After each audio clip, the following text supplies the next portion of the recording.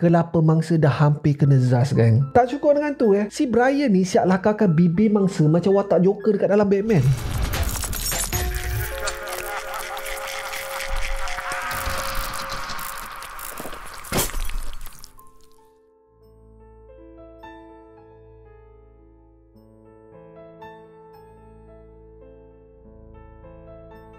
Assalamualaikum, nama aku Bang Boy dan welcome to channel Bang Boy TV, di mana Abang Boy akan mengupas kes-kes true crime, kisah misteri seram dan pelik yang terjadi di seluruh dunia. Dan kalau korang berminat dengan benda-benda dark macam ni, korang berada di channel yang paling sesuai untuk orang-orang aneh dan eksotik macam Abang Boy ni. Di akhir video, kalau korang suka dengan konten ni, Abang Boy sangat-sangat appreciate kalau korang boleh belanja Abang Boy satu like, dan mungkin juga korang boleh consider to subscribe dan tekan bell notification button tu supaya tak terlepas video Abang Boy yang akan datang. Peminat true crime ni kan, dia ada dua sebenarnya. Satu macam Abang Boy lah, banyak kes-kes yang memberi kesan mendalam kepada Abang Boy. Abang Boy ambil semua kes tu sebagai iktibar dan pengajaran. Dan Abang Boy pun lebih berhati-hati dengan orang luar. Even dengan orang yang Abang Boy kenal pun, Abang Boy akan milih untuk berhati-hati juga. Berapa banyak kes-kes yang Abang Boy dah cover melibatkan orang-orang yang kita kenal, seperti ahli keluarga, member sendiri dan juga kekasih hati. Tetapi ada satu lagi golongan guys, dia teruja pula tengok kisah-kisah kejam ni. Dia terbayang-bayang apa perasaan dia semasa dia melakukan jenayah tu. Golongan ni bahaya guys, paling bahaya. Ditambahkan pula kalau dia ada penyakit mental. Dah berapa banyak dah kes yang melibatkan orang-orang macam ni. Motif dia untuk menamatkan nyawa seseorang tu memang random gila. Bukan sebab benci ke, dendam ke, apa ke, tak ada guys. Sebab dia nak rasa macam hendak bunuh orang je. Tak pasal-pasal orang lain tak bersalah yang jadi mangsa. Kes kali ni memang kejam guys. Terlalu kejam sampai Abang Boy hanya boleh bagi tu separuh cerita je. Dan Abang Boy akan tukarkan beberapa perkataan supaya tak kena game dengan abang YouTube. Kalau korang ada masalah untuk faham, korang komen je, Abang Boy akan terangkan. No worries. So tanpa membuang masa, kalau korang dah ready, sediakan kuda siap-siap. Tenang, chill, let's go. Semuanya bermula pada 28 Februari 2021. Talian kecemasan di Grand Junction, Colorado telah menerima satu panggilan pelik pada pukul 2 pagi. Panggilan tu dibuat oleh seorang remaja yang berumur 19 tahun yang bernama Brian Cohey. Dia mengatakan kereta yang dipandunya tergelincir masuk ke dalam sungai Colorado. Sudah. Kenapa pula kau drive masuk ke dalam sungai kan? So tanpa membuang masa, operator tu cakap dia akan menghantar satu unit kereta peronda. Sesampai je polis dekat tempat kejadian, parent Brian dah ada dah. Ibunya yang bernama Terry dan ayahnya bernama Brian Senior. So polis pun tanyalah dekat Brian ni, dah kenapa kereta tu boleh termasuk ke dalam sungai? Brian je cakap dia selalu park dekat situ sebab tempat tu tenang. Itu adalah tempat favourite dia untuk berfikir. Tempat tu memang sunyi pun guys, tak ada orang yang akan lalu lalang dekat situ. Time tu pula dah pukul 2-3 pagi. Memang berbau ikan sangat. So menurut Brian, apa yang terjadi adalah Brian ni park dekat sebuah boat ramp yang bernama Blue Heron. Boat ramp ni lebih kurang macam tanjakan boat lah. Alah, dia macam laluan keluar masuk untuk boat keluar daripada air. Lebih kurang lah Brian ni parking membelakangi sungai. So selepas Brian habis lepak dekat situ, dia pun nak balik lah. Elok je dia tekan minyak, tayar tu kehilangan cengkaman disebabkan permukaan boat ramp tu berlumut. Penyudahannya, kereta tu termasuk ke dalam sungai. Dengan dia sekali kena masuk guys. Memang sejuk gila waktu tu. Bulan Februari dekat Colorado tu memang hujung-hujung musim sejuk. Pada masa ni telefon Brian dah kedai air dah. Nak on pun dah tak boleh dah. So Brian decide untuk berjalan ke jalan besar. Kok lah ada kereta yang lalu lalang boleh tolong. Mujurlah dia tak tunggu lama. 5 minit je dia tunggu. Satu kereta lalu dah berhenti. Brian menggunakan telefon pemandu tu untuk call talian kecemasan dan juga call parents dia. So berdasarkan daripada penjelasan Brian ni, polis anggap ini hanya tindakan cuai daripada seorang remaja. Tak ada apa-apa pun yang mencurigakan. Polis pun masa ni duk gelak-gelak dekat Brian. Sebab kan pada masa ni dia pakai baju dan bertawel je. Polis even tolong keluarga ni call tow truck tau. Sebab time tu dah pagi. Mana ada tow truck yang masih beroperasi lagi. Polis memberi kebenaran kepada keluarga Brian untuk balik ke rumah dulu, sementara diorang menunggu tow truck untuk datang. Selepas Terry dan Brian sini drop Brian ni dekat rumah, diorang pergi balik ke tempat kejadian untuk settlekan tow truck tu. Yelah, siapa yang nak bayar? Takkan polis tu yang kena bayar? Tetapi semasa tow truck tu menaikkan kereta Brian ke permukaan, polis perasan ada cicai merah menitik daripada boot belakang kereta. Polis pun tanyalah dekat ibu Brian, Brian ni ada cedera ke? Melihat keadaan tu, diorang suspek yang Brian ni ada terluka kat mana-mana tapi tak sedar. So ibu Brian call Brian dekat rumah. Brian cakap dia okey je, tak ada luka ke apa ke. Dia pun cakap dia tak tahu daripada mana datang cicai merah tu. Bila polis dengar yang Brian ni okey, diorang pun tak panjangkan cerita lah. Tak ada sebab untuk diorang buat kerja lebih pada malam tu. Diorang pun tak ambil apa-apa sampel. Diorang just pastikan kereta tu dah selamat berada dekat atas tow truck dan polis tu pun belah. Diorang tak ambil apa-apa tindakan. Tetapi pada esoknya, iaitu 1 hari bulan Mac, polis sekali lagi dipanggil ke Blue Heron Boat Ramp pada lebih kurang pukul 9 pagi. Seorang wanita yang bernama Monique telah membuat satu laporan orang hilang. Dan yang peliknya, orang yang dikatakan hilang tu adalah seorang homeless. Nama dia adalah Warren Bunn. Monique ni sebenarnya adalah owner kepada sebuah kedai pengantin dekat town. Monique ni memang kena rapat dengan Warren. Warren ni memang dikenali dekat bandar tu tau. Dia telah digelar The Reading Man. Ke mana-mana saja dia akan membaca buku. Tempat yang selalu dia suka lepak adalah di depan kedai Monique. Monique ni boleh kira rapat sangatlah dengan Warren. Dia selalu bagi duit, makanan dan meminjamkan buku-buku kepada Warren. Bukan Monique je tau, semua pekedai dekat bandar tu baik gila dengan Warren. Dan Warren ni pun tak pernah kacau orang. Dia akan bersembang dengan sesiapa saja. Dan kalau orang perlukan bantuan, Warren memang ringan tulang lah untuk membantu. Dah jadi macam maskot dekat bandar tu. Warren ni akan datang melepak dekat depan kedai setiap hari tanpa gagal. Dia akan terpacak dekat depan pintu kedai tepat pada pukul 6 pagi sebelum kedai tu dibuka untuk menerima pelanggan. Monique lah yang akan hidangkan kopi dan breakfast bersama-sama. Tetapi start pada 28 hari bulan, Warren ni tak datang kedai. Kali terakhir dia nampak Warren adalah pada pukul 5 petang pada 27 hari bulan Februari. Itulah. Lepas tu hilang terus. Monique ni risaulah takut apa-apa terjadi kat Warren. Yelah, Warren pun bukannya muda. Dah tua sangat dah. Umur dia 68 kan. So Monique minta polis untuk pastikan yang Warren ni tak ada apa-apa. Sebenarnya pada petang 28 hari bulan tu, ada orang terjumpa wallet Warren. Dekat dalam wallet tu pula terkandung kad kerja si Warren ni. Dia bekerja di People Ready. People Ready ni lebih kurang macam agensi pekerjaan lah. Recruitment agency. Kalau ada sesiapa perlukan kerja dekat ladang ke, bersihkan halaman rumah ke, so People Ready ni akan supply pekerja untuk majikan. Dan Warren ni dah bekerja dekat agensi tu selama 4 tahun. Dia tak pernah lagi ponting kerja tau. Bila People Ready ni dapat panggilan pasal penemuan wallet Warren, dorang lah yang kontak Monique bertanya ke pasal Warren ni. Yang menjadi persoalannya adalah Warren tak pernah bermalam dekat boat ramp tu tau. Selalunya dia akan melepak dekat town je. Warren tak pernah dilihat berjalan jauh daripada town pun. Kalau nak berjalan kaki ke boat ramp tu, sekurang-kurangnya sejam lebih kot nak sampai. So kemungkinan Warren datang ke situ memang zero lah. Apatah lagi lah si Warren ni tak ada kereta. Tetapi ada plot twist. Nak tahu tak siapa yang menjumpai wallet orang tu? Orang tu adalah Brian Senior, iaitu bapa kepada Brian. Bapa Brian ni sebenarnya adalah pengurusi bagi satu pertubuhan amal, Save a Life Jacket Foundation. Pertubuhan ni lebih kurang macam meletakkan jaket keselamatan percuma dekat mana-mana kawasan sepanjang sungai Colorado tu. Salah satu tempatnya adalah di Blue Heron Boat Ramp. Korang nak tahu tak dekat mana wallet tu ditemui? Dekat dalam kereta Brian yang dah masuk air tu.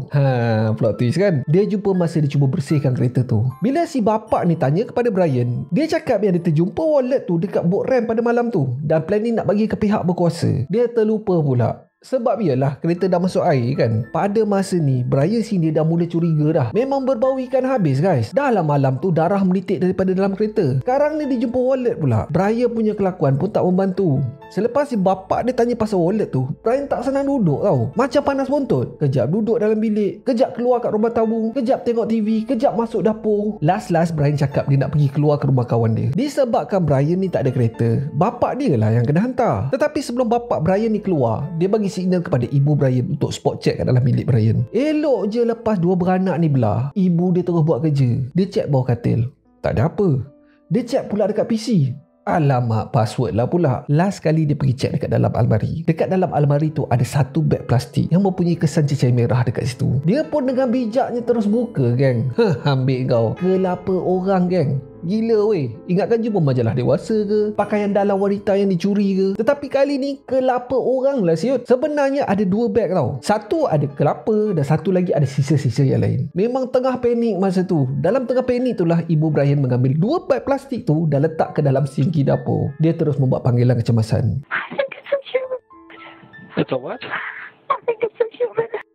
Why do you think it's that? Because it looks like it's on ear. Polis pun bijak. Diorang bertindak untuk tak membunyikan siren semasa diorang sampai ke rumah kediaman Brian. Masa polis sampai tu, Brian baru lagi balik daripada melepak dengan kawan dia. So memang timing cantik lah. Mak bapak Brian pun membuat pelbagai alasan untuk Brian untuk tidak masuk ke rumah sebelum polis sampai. Polis tak buang masa guys. Polis terus cakap yang diorang dipanggil di situ disebabkan ada benda yang parents Brian ni jumpa kat dalam bilik. Korang nak tahu tak apa yang Brian ni jawab?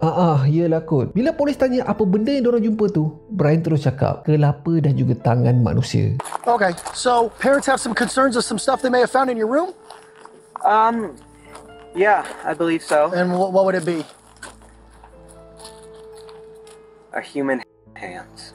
Dekat situ juga dia terus mengaku yang telah menamatkan nyawa seseorang. Masa dia mengaku ni, Brian langsung tak ada menunjukkan yang dia takut ke, gelabah ke, apa ke. Tak ada guys. Dia chill gila. Di sepanjang masa, Brian tak melawan langsung. Dia bekerja sama dengan polis tanpa banyak soal. Brian ni tak perlu dipimpin atau ditolak masuk ke dalam kereta peronda tau. Dia berlenggang je jalan guys. Masa polis letak Brian kat dalam kereta peronda tu, dorang tak gari pun. Punyalah chill. Masa semua ni berlaku, parents dia ada dekat belakang Brian tau. Dorang pun tak boleh brain dekat apa yang berlaku ni. Anak sulung dorang sanggup melakukan benda-benda terkutuk tu. Terry iaitu ibu kepada Brian dah meraung dah. Dan bapak dia pula macam lost. Tak tahu nak buat apa. Brian Thomas Cohey dilahirkan pada 10 Januari 2002. Brian ni ada seorang lagi adik lelaki tau. Brian dibesarkan di Grand Junction di Colorado. Brian ni memang dari kecil pun agak pelik. Dia susah nak bergaul dan dia hanya boleh bercakap hanya bila umurnya bercecah 4 tahun. Sebelum tu sepatah haram pun dia tak cakap. Last bila pergi cek, rupanya si Brian ni adalah pengidap Autism Spectrum Disorder dan juga ADHD. Bila masuk sekolah pula, Brian mula menunjukkan antisocial dan tak bergaul sangat. Dia bukan dibuli tau, tetapi orang mula menjauhkan diri daripada dia. So lebih kurang macam kena palau lah. Dia sentiasa dilihat seorang-seorang dia je. Tetapi bila dah masuk sekolah menengah, lain pula jadinya. Brian mula dibuli oleh pelajar lain. Ada report yang mengatakan yang Brian belasah pembuli dia sampai berdarah mulut. Disebabkan ini dia telah digantung sekolah selama 5 hari. Tetapi lepas tu dia masuk balik sekolah, tak ada siapa pun berani kacau dia dah. Badan dia pun time ni memang dah besar daripada pelajar lain. So basically orang cuba menjauhkan diri dia orang daripada Brian. Tak daripada ni,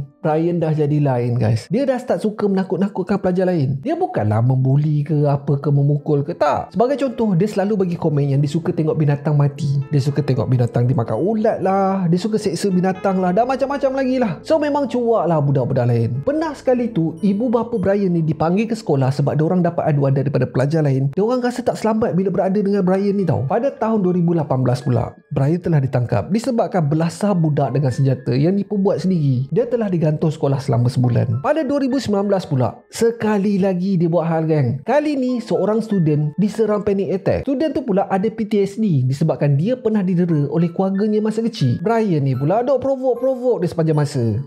Memang breakdown lah. Brian kena gantung lagi sekali. Dekat kelas pun Brian tak menunjukkan apa-apa minat. Jenuh cikgu ajar berpeluh-peluh. Dia buat tak reti je geng. Satu-satu je benda yang disuka adalah true crime. Idola dia adalah Jeffrey Dahmer weh. Idola Abang Boy adalah Kero series dan Brother Kokom. Tetapi true idola Abang Boy of course lah Rasulullah SAW. Tetapi Mamat Brian ni, idola dia adalah pembunuh bersiri paling keji guys. Abang Boy pernah cover kes dia dulu. Lepas korang tengok video ni, maybe korang boleh check it out. So anyway, dekat sekolah, dia suruh kawan-kawan kelas dia memanggil dia Dahmer. Pernah sekali tu, cikgu ni tercek lah buku Brian ni. Dekat dalam buku tu, Brian buat senarai pembunuh bersiri dan juga berapa banyak mangsa diorang. Tak cukup dengan tu dia siap senaraikan cara pembunuh ni semua menamatkan nyawa mangsa-mangsa diorang. Penyudahnya, cikgu dah tak ada jalan lain lah. Brian telah dibuang sekolah dan dia terpaksa dimasukkan ke sekolah R5. Sekolah ni memang sekolah khas untuk pelajar yang mempunyai kelainan upaya seperti Brian. Dekat sekolah ni pula, Brian akan sentiasa dimonitor oleh cikgu yang bertauliah dan Brian dikehendaki menghadiri sesi psikiatri setiap minggu. Pakar merumuskan yang Brian ni ada kecenderungan untuk mengidap psikosis. Pada mereka yang tak tahu, mereka yang mengidap penyakit ni susah nak membezakan antara realiti dan juga angan-angan. Lain yang membezakan kedua-dua tu agak blur guys. Sebagai contoh, ada tak korang nampak orang bercakap sorang-sorang, menari dekat traffic light sorang-sorang tengah-tengah hari buta? Itulah dia penyakit psikosis. Pakar juga anggap cara untuk membendung penyakit ni adalah dengan memberi ubat bagi merawat ADHD dan juga ubat mengawal perasaan anxiety. Untuk seketika Brian bertenang sikit. Dia dah tak ada perangai merapu-rapu dah lepas tu. Dia even ada beberapa kawan dekat sekolah tu. Selepas tamat persekolahan, dia bekerja di sebuah kedai runcit. Pada lebih kurang masa ni lah, situasi dekat rumah tak membantu juga. Ibu bapa Brian dikatakan hari-hari bergaduh. Last tak ada jalan lain. Diorang memilih untuk bercerai dan tinggal berasingan. So disebabkan Brian ni dah nak masuk 18 pada masa tu, dia boleh je belah dah tinggal berasingan. Tetapi Brian memilih untuk tinggal bersama ibunya. Dan adik dia pula decide untuk tinggal bersama ayah walaupun dah bercerai. Kedua ibu bapa Brian ni masih lagi support kepada Brian tau. Bapak dia pun tak adalah tinggal jauh sangat pun. Brian ni nampak daripada luar je okey. Tetapi bila dekat rumah, dia selalu mengurungkan diri dia ke dalam bilik. Brian sebenarnya masih lagi obses dengan pembunuh bersiri ni. Dia punya obsesi tu tak pernah padam. Walaupun dia beri ubat, Brian ni akan spend setiap masanya dekat depan PC dan tengok video-video YouTube pasal pembunuh bersiri. Ibu mana tak risau geng. Walaupun macam tu, ibu dia sendiri takut nak cakap apa-apa. Pada masa ni umur Brian dah 19 tahun. Badan dia pun lagi besar daripada ibu dia. Walaupun macam tu, ibu dia belikan majalah pasal penyiasatan polis dan CSI. Ingatkan dapatlah tarik perhatian Brian ni ke arah untuk menyelesaikan jenayah. Tetapi lain pula jadinya, geng. Sampailah pada 28 hari bulan Februari tu. Semasa di balai polis, Brian telah diletakkan dalam bilik soal siasat. Tetapi polis tak pergi soal siasat Brian ni dulu tau. Diorang interview pula mak bapak si Brian ni untuk mengetahui apa yang diorang tahu pasal Brian. So seperti apa yang Abang Boy dah bagi tahu korang tadi, kereta tu memang total loss. Tow truck terus membawa kereta tu ke rumah bapak Brian tau. So dia pun check lah keadaan kereta. Barai teruk, geng. Enjin dah melecak, bateri dah masuk air. Kalau nak repair ni memang kena overhaul habis. Sementara tengah fikir-fikir plan apa nak buat seterusnya, bapak Brian ni cuba untuk bersihkan kereta. Masa tengah bersih-bersih ni lah, dia terjumpa wallet milik Warren. Bukan tu je, geng. Dekat boot kereta terdapat topokan cecair merah yang banyak. Selepas tu dia jumpa pula kotak glove tangan dan juga sebilah pisau besar. Dia dah rasa tak sedar hati dah. Sebab masa kereta Brian ditarik tow truck tu, polis sendiri bagi komen diorang ternampak cecair merah menitik keluar daripada dalam kereta. So kedua-dua penemuan ni memang berbau ikan habis lah. Bila bapak Brian tanya dekat Brian pasal tumpukan darah tu, Brian just cakap yang dia menyertai kelas special effects secara sambilan. So kemungkinan itu adalah cecair merah palsu daripada kelas tu. Bapak Brian stop kat situ. Dia tak tanya dah pasal glove ke pisau ke. Dia tak nak Brian rasa terancam. Dia takut Brian akan melarikan diri pada masa tu. Disebabkan tak puas hati dengan jawapan Brian, bapak Brian lah yang menyuruh bekas si isterinya untuk cek bilik Brian semasa Brian ni keluar rumah. Yang tak bestnya, mak Brian lah yang jumpa kelapa manusia tu, guys. Aduh, Abang Boy tak boleh bayangkan lah macam mana perasaan mak daripada masa tu. Masa diorang interview tu, boleh nampak dekat muka mak bapak Brian ni yang diorang masih lagi tak boleh terima apa yang terjadi ni. Mak Brian meraung, man. Selepas sejam setengah, giliran Brian pula di soal siasat. Dia chill gila, guys. Polis memulakan dengan bertanyakan soalan-soalan mengenai kehidupan Brian. Diorang ni nak Brian ni bertenang dan tak bergelabah. Polis sebenarnya nak tahu keadaan mental Brian pada masa tu. Polis pun pelik. Brian tak nampak gelabah langsung. Macam Brian ni tak rasa yang dibuat salah tau. So polis pun tanyalah, Brian tahu tak kenapa dia di soal siasat dalam bilik tu? Brian senyum dan terus bercakap, aku telah membunuh seseorang. Dan cara dia cakap pula macam bangga gila kot. Start daripada ni, dia dah tak simpan dah. Dah macam empangan pecah. Dia bagi tahu je apa yang berlaku. Tak ada benda-benda yang disembunyi pun. Korang tengoklah sendiri dia punya sesi soal siasat ni. Because, I mean, Murray going to jail for this 15 years probably. I have no idea. Because We're at the beginning. it's murder. I mean, I'm going to jail for 20 probably. Menurut Brian, pada 27 Februari tu, dia tengah memandu dalam keadaan yang tak stabil. So, secara spesifik, apa yang dimaksudkan adalah dia mempunyai keinginan untuk mencederakan orang. Bad state of mind, kata dia. Pada lebih kurang pukul 11 malam macam tu lah, dia tengah memandu di bawah sebuah jabatan berdekatan dengan stesen polis. Dekat situ dia perasan ada seorang lelaki tengah tidur di suatu sudut. Lelaki itulah adalah Warren Barnes. So, dia terus parking jauh sikit. Dia pakaikan pula 3 layer sarung tangan dan mencapai sebilah pisau. Bukan tu je, geng. Dia pakai topeng lah, siut. Sebelum dia habis kerja hari tu, dia sempat beli topeng Michael Myers, satu watak daripada filem seram Halloween. Brian menghampiri Warren yang tengah sedap tidur tu dan tarik selimut Warren. Dia terus rodok je, geng. Berkali-kali pula tu. Warren pada masa ni memang terkejut gila lah. Dia sempat tanya, kenapa ni? Kenapa kau buat macam ni? Apa salah aku? Selepas tu Brian alihkan tumpuan pisau dia kepada kelapa dan leher Warren. Memang tak bagi muka langsung, geng. Nak melawan macam mana? Umur Warren pada masa tu 68 tahun tau. Memang tak boleh nak buat apa dah, geng. Dekat dalam bilik soal siasat pada masa tu, Brian siap tunjuk kot dekat pegawai macam mana cara dia buat. Gila weh, macam tak ada perasaan apa-apa pun. Menurut Brian, dia dah tak kira dah berapa banyak dia rodok Warren pada masa tu. Dia anggarkan sebanyak 40 minimum. Brian mengatakan sebelum Warren menghembuskan nafasnya terakhir, Brian cakap dari dulu dia nak rasa macam mana rasanya menamatkan nyawa seseorang. Brian cakap dengan pegawai tu, dia langsung tak sangka menamatkan nyawa seseorang ni senang rupanya. Dia tak berpeluh pun. Semua ni berlaku dalam masa 2 minit je. Dia macam rasa apa yang dia buat tu tak bersalah tau. Siap gelak-gelak lagi tu. Dia bangga dengan hasil kerja dia. Dan dia harap dia tersenarai sebagai seorang pembunuh yang kejam di media masa. Keadaan mangsa memang barai gila lah selepas semua ni berlaku. Kelapa mangsa dah hampir kena zas, gang. Tak cukup dengan tu si Brian ni siap lakarkan bibir mangsa macam watak Joker dekat dalam Batman. Sekarang korang boleh pergi Google gambar Heath Ledger Joker.